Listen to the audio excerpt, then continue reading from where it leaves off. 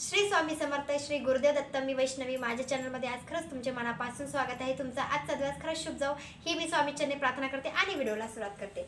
येईल त्या 26 तारखेला दत्त जयंती आहे. तर दत्त जयंतीपर्यंत आपल्याला गुरुचरित्राचं पारायण करायचं आहे. म्हणजे 20 तारखेपासून ते 26 तारखेपर्यंत आपल्याला गुरुचरित्र या ग्रंथाचं पारायण करायचं असतं. पारायण करत असताना नियम काय आहेत, अटी काय आहेत, या सर्व प्रश्नांसाठी माझा व्हिडिओ आहे. चला तर मग व्हिडिओला सुरुवात करूया.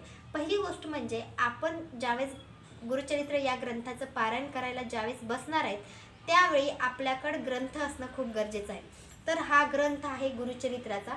तर हा ग्रंथ जवळपासच्या केंद्रामध्ये किंवा ज्या ठिकाणी ग्रंथ भेटतात त्या ठिकाणी तुम्हाला भेटून जाईल.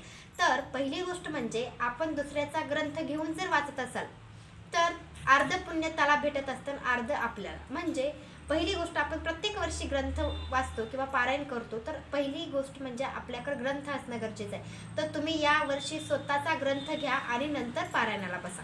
तर ही पहिली गोष्ट झाली. तर ह्याच्यामध्ये 1 ते 53 अध्याय आहेत. म्हणजे गुरुचरित्राच्या पारायणामध्ये 1 अध्याय ते 53 अध्याय. तर आपल्याला 7 दिवसामध्ये याचं पारायण करायचं असतं. 53 अध्याय आपल्याला वाचायचे असते. तर ह्याच्यामध्ये सांगितलं आहे की पहिल्या दिवशी किती अध्याय, दुसऱ्या दिवशी किती अध्याय, तिसऱ्या दिवशी किती अध्याय. म्हणजे पहिल्या दिवशी आपल्याला 1 अध्याय ते 9 अध्याय हे वाचायचे असतात. दुसऱ्या दिवशी 10 अध्याय ते 21 अध्याय. असं करत करत शेवटच्या दिवशी म्हणजे 7व्या दिवशी 53 अध्याय पूर्ण होतात. तर वेळ खूप लागतो, कारण की ग्रंथ खूप मोठा आहे. खूप आपल्या गोष्टी किंवा जेवढ्या गोष्टींसाठी किंवा आपला अनुभव जर घ्यायचा असेल, आपल्या घरामध्ये काहीतरी चांगलं घडून घ्यायचं असेल, तर गुरुचरित्राचा ग्रंथाचं पारायण जर केलं तर त्याचं फळ आपल्याला भेटणार आहे. तर खूप जणांना त्याचा अनुभव आलेला आहे, म्हणून प्रत्येक जण दत्त जयंतीच्या वेळेस गुरुचरित्राच्या पारायणाला बसतात. मग तुम्ही म्हणताल की आमचं काहीतरी मासिक पाळी असते, काहीतरी अडचण असते, तर त्या टायमिंगला तुम्ही तुमच्या घरामधील एखाद्या म्हणजे तुमच्या मिस्टरला बसवू शकता किंवा तुमच्या मुलाला बसवू शकता. ज्याला वाचता येतं त्याला तुम्ही बसवू शकता. पण कसं असतं माहिती आहे का, गुरुचरित्राचं पारायण खूप नियमानं करावं लागतं. जर त्याच्यामध्ये काहीतरी चेंजेस झाले तर काहीतरी वेगळं फळ भेटतं. म्हणजे फळ वेगळं भेटतं म्हणजे कसं असतं, आपण स्वतःहून मनातून करायला पाहिजे. इच्छा खूप महत्त्वाची गोष्ट आहे. गुरुचरित्राचं पारायण जर करायचं मला की दत्त महाराज कशाही प्रकारे आपल्याकडून करून घेत असतात.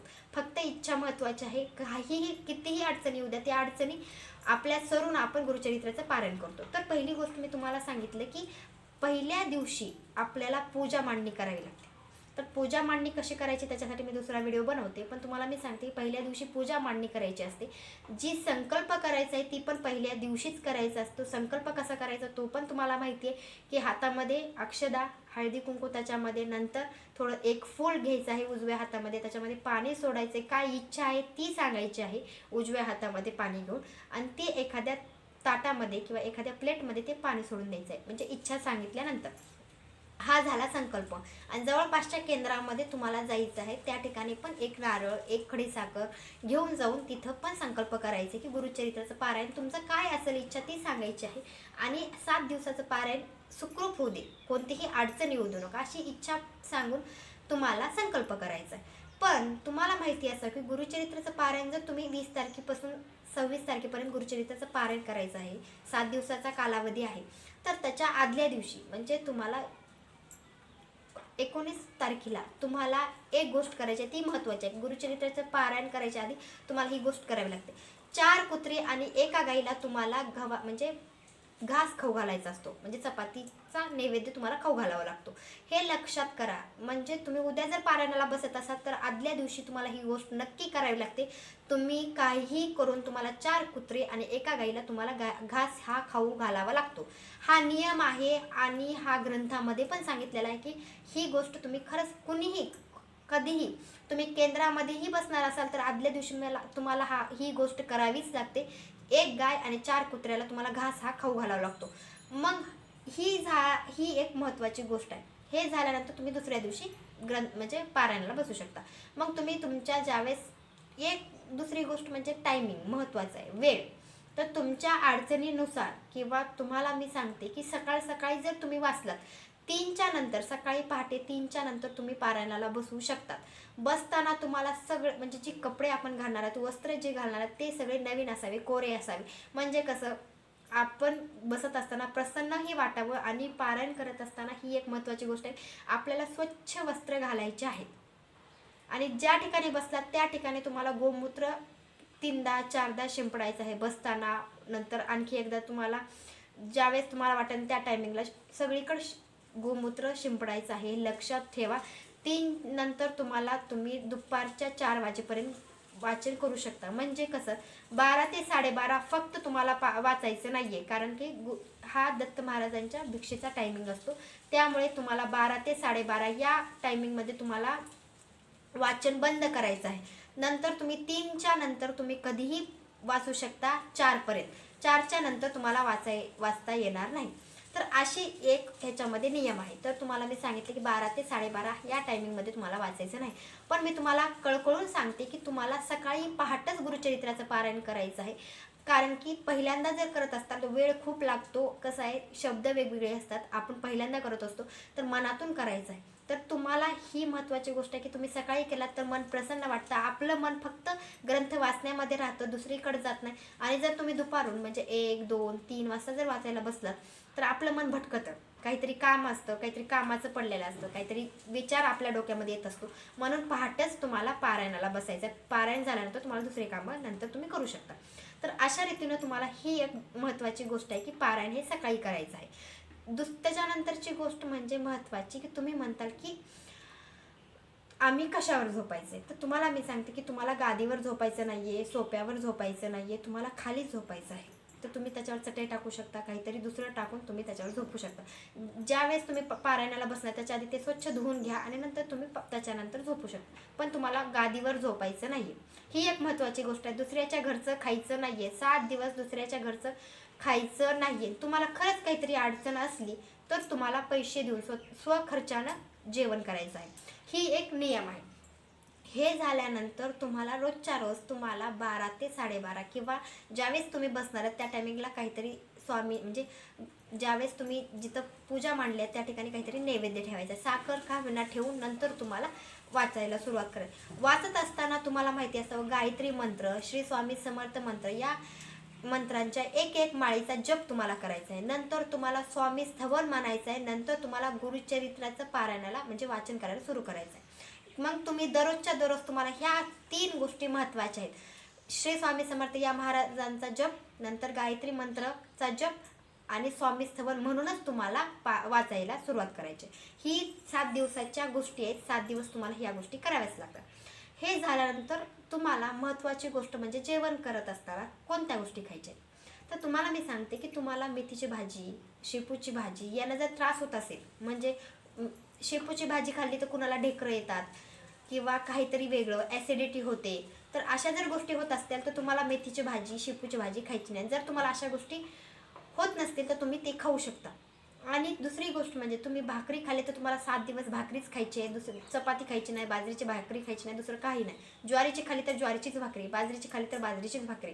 पण तुम्हाला एकच धान्य खायचं आहे. मग तुम्ही चपाती जर खाल्ली तर तुम्हाला 7 दिवस चपातीच खायची आहे, दुसरं काही खायचं नाही आहे. नंतर तुम्हाला डाळी कोणत्याही खायच्या नाही आहेत. तुरीची डाळ नाही, मुगाची डाळ नाही, उडदाची डाळ, कोणतीच डाळ तुम्हाला खायची नाही आहे. नंतर तुम्हाला शेंगदाणे सुद्धा खायचे नाही आहेत. तुम्ही म्हणता कूट आपण भाजीमध्ये घालतो तर ते सुद्धा टाकायचं नाही आहे. तुम्ही कोथिंबीर खाऊ शकता, गाजर खाऊ शकता, काकडे खाऊ शकता.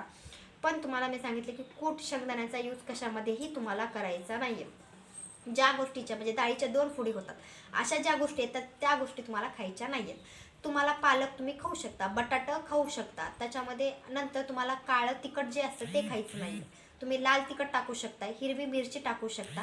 पण तुम्हाला मी सांगते की तुम्हाला काळं तिखट खायचं नाहीये. तर तुम्हाला काळं तिखट खायचं नाही आहे. लाल तिखट खाऊ शकता, हिरवी मिरची खाऊ शकता, काकडे खाऊ शकता, कोथिंबीर खाऊ शकता, या गोष्टी खाऊ शकता. तुम्हाला उपवास करायची गरज नाही. तुम्ही 2 टाईम फराळ म्हणजे जेवण करू शकता. आणि हे झाल्यानंतर तुम्हाला रात्री झोपत असताना विष्णू सहस्त्रनाम हे वाचायचं आहे. 4च्या नंतर तुम्हाला ग्रंथ वाचायचा नाही. पण झोपत असताना ज्यावेळेस तुम्ही झोपणार आहात त्याच्या आधी तुम्हाला विष्णू सहस्त्रनाम हा ग्रंथ छोटासा माहिती ते वाचायचं आहे. नंतर तुम्हाला झोपायचं आहे. 7 दिवस तुम्हाला ही गोष्ट नक्की करायची आहे. तुम्ही म्हणताल आम्ही केंद्रामध्ये ग्रंथ वाचतात मग कसं करावं, तर तुम्हाला घरी तुम्हाला विष्णू सहस्त्रनाम हे वाचावंच लागतं झोपत असताना.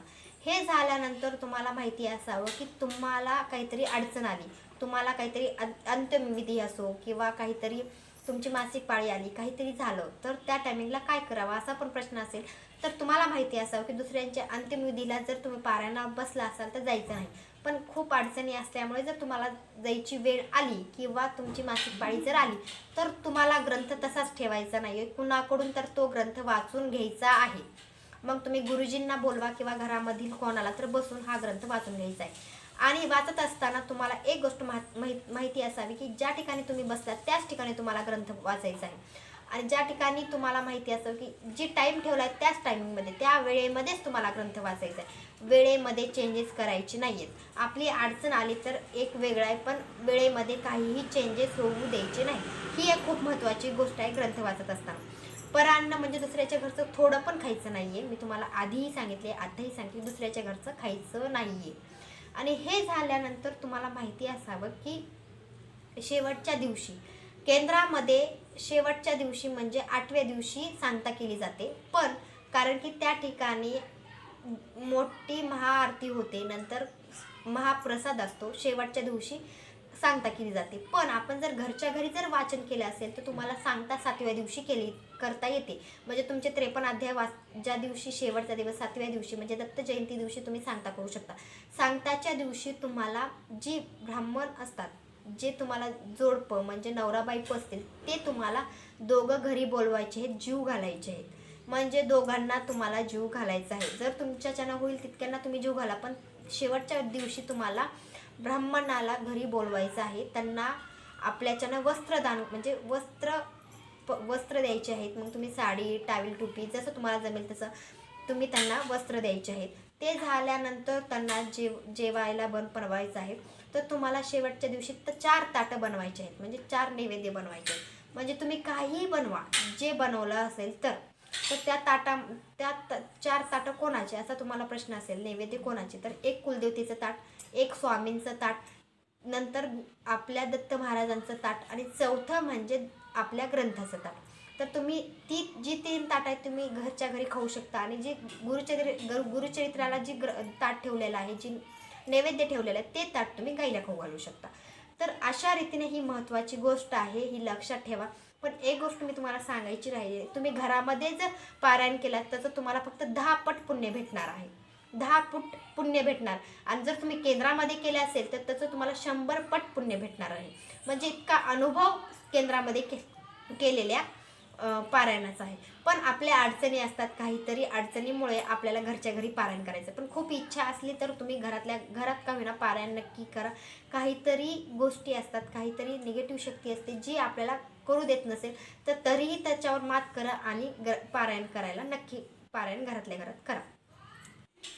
आणि रोज नित्यनेमानं 7 दिवस तुम्हाला सकाळी संध्याकाळी पोथीला म्हणजे आपल्या ग्रंथाला आपल्याला काहीतरी नैवेद्य दाखवायचा आहे. तुम्हाला बसताना पण मी सांगितले, पारायणाला बसताना तुम्हाला साखर का विना ठेवून तुम्हाला पारायणाला बसायचं. जर आपण चहा जर बनवला तर आधी दूध करून तिथं आपल्याला ग्रंथाच्या तिथं पूजेच्या तिथं ठेवायचं आहे. नंतर तुम्हाला स्वतः चहा घ्यायचा आहे किंवा काही करताना आधी तुम्हाला जे बनवलं असेल ते तुम्हाला तिथं ठेवायचं आहे, नैवेद्य दाखवायचं आहे. सकाळ संध्याकाळ तुम्हाला नैवेद्य दाखवायचं आहे. आणि 12 ते 12:30 त्या टायमिंगला सुद्धा तुम्ही नैवेद्य दाखवू शकता. आणि ह्या गोष्टी आपल्याला 7 दिवस करायच्या आहेत. खूप महत्त्वाच्या गोष्टी आहेत. ह्या गोष्टी खूप लक्षपूर्वक करा. आणि झोपत असताना तुम्हाला मी सांगितले की विष्णू सहस्त्रनाम हे वाचावंच लागतं.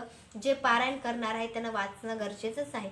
अशा रीतीने ह्या छोटे छोटे नियम आहेत आणि अटी आहेत. आणि फराळ म्हणजे उपवास कडकडून तुम्ही करू नका. आणि झोपत असताना ज्यांना उपवास धरला आहे त्यानं चटईवर झोपणं, खाली झोपायचं आहे. पण तुम्हाला मी सांगते की गादीवर बसायचं पण नाही आहे, सोप्यावर पण बसायचं नाही आहे, त्याच्यावर झोपायचं पण नाही आहे. आणि तुम्हाला मी सांगते की कुणाची निंदा करायची नाही 7 दिवस, कोणाबद्दल वाईट बोलायचं नाही, काहीही गोष्टी करायच्या नाही आहेत. कारण की आपल्याला कुणी कितीही वाईट असलं तरी आपण वाईट बनायचं नाही आहे, वाईट त्याला बोलायचं नाही. 7 दिवस फक्त आपल्याला सेवा करायची आहे, कोणाचा विचार कोणाचा करायचा नाही आहे. आणि सकाळीच तुम्ही पारायण करायला बसा, काहीतरी फरक पडेल आणि तुमचं मन प्रसन्न राहील. आणि 7 दिवस तुम्ही खरंच आपल्या दत्त महाराजांची ही जर सेवा केला तर त्याचं पुण्य आपल्याला नक्की भेटणार आहे. माझी कळकळून तुम्हाला विनंती आहे की खरंच तुम्ही 7 दिवसाचं पारायण तुमच्या घरातून करून घ्या. आणि काहीतरी अडचण जर असेल तरी पण तुम्ही खूप प्रयत्न करा, काहीतरी सेवा तुम्हाला दत्त महाराजांची करावी अशी. आणि जसा होईल तसा तुम्ही नैवेद्य करा. मी म्हणत नाही की तुम्ही पुरणपोळीच करा, जसं आपली इच्छा असेल, जशी आपली ऐपत असेल त्या हिशोबानं तुम्ही करा. पण नक्की तुम्ही जेवढं होईल तेवढं प्रयत्न करा सेवा करायचा. माझा हा छोटासा व्हिडिओ आवडला, लाईक करा, शेअर करा, सबस्क्राईब करा. आणि काहीतरी माझ्याकडून राहिलं असेल तर कमेंटमध्ये नक्की सांगा, मी त्याचं उत्तर तुम्हाला नक्की देईन. भेटूया नंतरच्या व्हिडिओमध्ये. श्री स्वामी समर्थ.